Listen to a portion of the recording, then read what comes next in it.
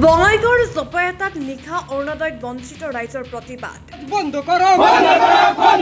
অৰুণোদয় বন্ধ কৰক যোগ্যজনক বঞ্চিত কৰি ধনী লোকক অৰুণোদয় আঁচনিত অন্তৰ্ভুক্ত কৰাৰ অভিযোগ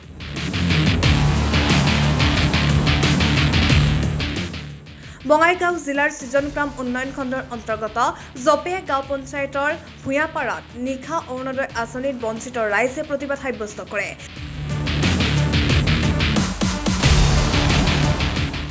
বুলবুল হাসান, বাহাৰুল ইছলাম, আফছাৰ আলী আৰু ভজন চন্দ্ৰ ৰায় নামৰ লোককেইজনক অৰুণোদয় আঁচনিৰ কমিটিত আছিল। কমিটিৰ এই চাৰিজনে যোগ্য হিতাধিকাৰীক বঞ্চিত কৰি একাংশ ধনী পৰিয়ালৰ লোকৰ নাম অৰুণোদয় আঁচনিত অন্তৰ্ভুক্ত কৰাৰ অভিযোগ উত্থাপন কৰিছে ৰাইজে।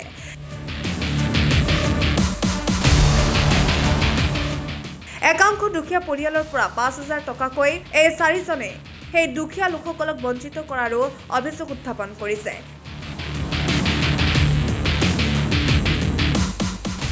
নিশা অৰুণোদয় কমিটিৰ বিৰুদ্ধে ওলাই আহে বঞ্চিত ৰাইজ। বঞ্চিত হিতাধিকাৰীয়ে কমিটিৰ চাৰিজনৰ বিৰুদ্ধে বিভিন্ন শ্লোগান দি প্ৰতিবাদো সাব্যস্ত কৰে।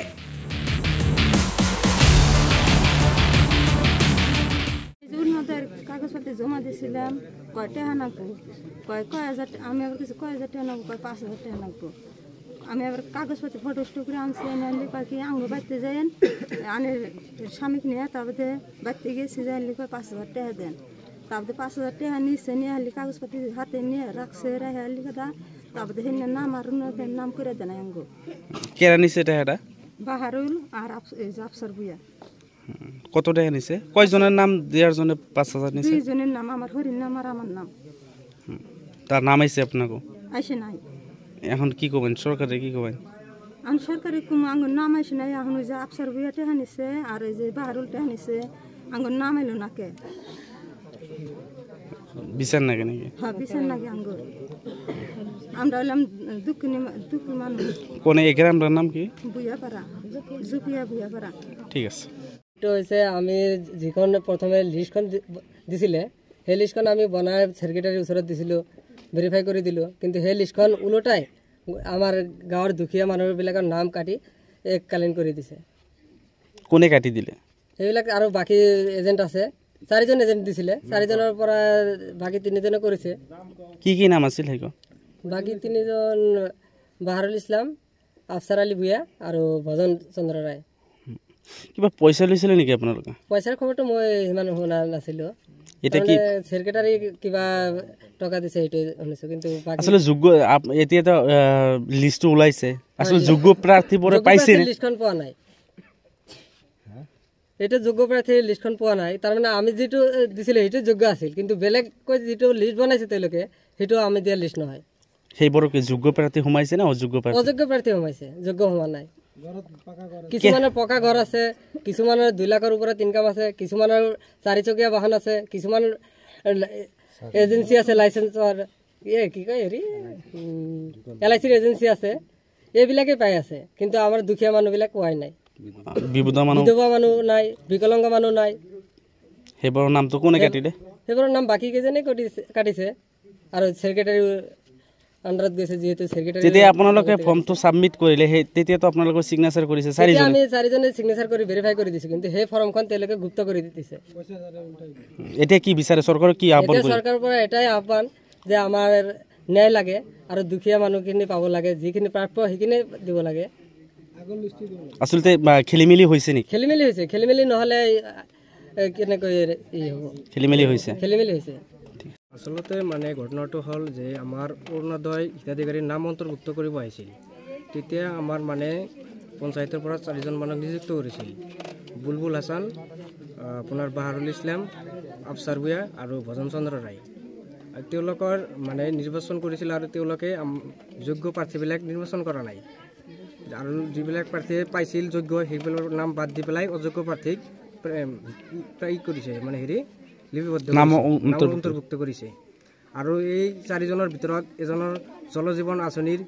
আছে কাৰ জলজীৱন আছে বাহাৰুল ইছলামৰ জলজীৱন আঁচনি আছে কিন্তু তেওঁ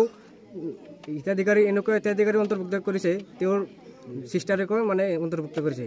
তেওঁ বণিকজনৰ বিয়া দিছে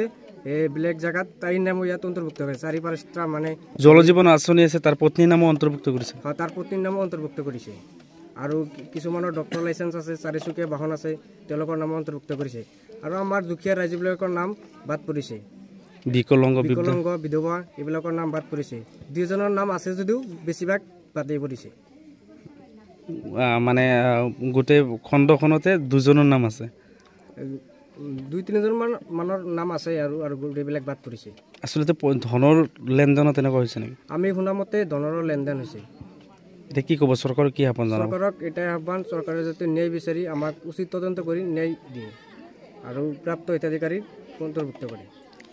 ঠিক আছে আমার অরুণোদয় বাহারুল কেটে দিল আমি এত মতন কাগজপত্র আমার নিলাম আমি করলাম গেদা আমার নাম দেন কারণ আমি দুঃখিত মানুষ বুড়া মানুষ নাই স্বামী নাই ছোট একটা বেড়াতে আমি কইরা খাইতেছি হ্যাঁ সেই নাম বাহারুল কেবল করে কেটে দিল এর বিচার আমার নাগে পয়সা চাইছেন নাকি পয়সা টয়সা তো আমি দিবারি ভাই না পয়সার কথা তো কয়ে দিয়ে পয়সা নাগে অরুণোদয় করতে খালি পয়সা নাগবো তা আমি করলাম আমি পয়সা কন্টন দিব আমার কি পয়সা আছে আমি খাই দুঃখিত মানুষ ছোট একটা পোলা নি আমি হে পোলা আমার না বললুক পোলা আমি বিয়া শাদি করাই নেই গুদা পোলা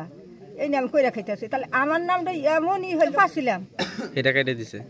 বাহারুল্লাহ কেটে দিল আমি এত মতন পেলাম গিয়ে আমার কাগজপত্র নিস না কয় না তোমার নাম আমি দিব না কাটবো না তোমার নাম থাকবো আজকে দেখি তার নাম নেই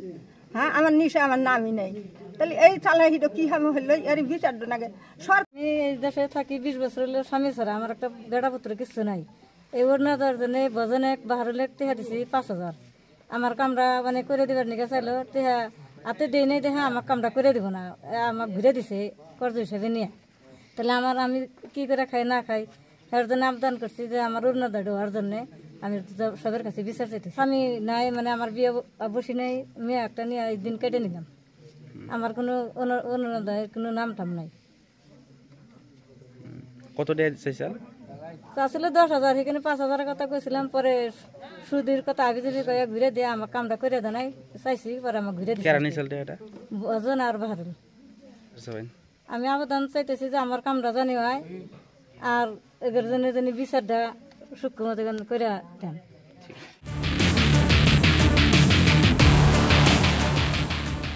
মানিকপুৰৰ পৰা সানোয়াৰা Rahman Pradhani report Republic news.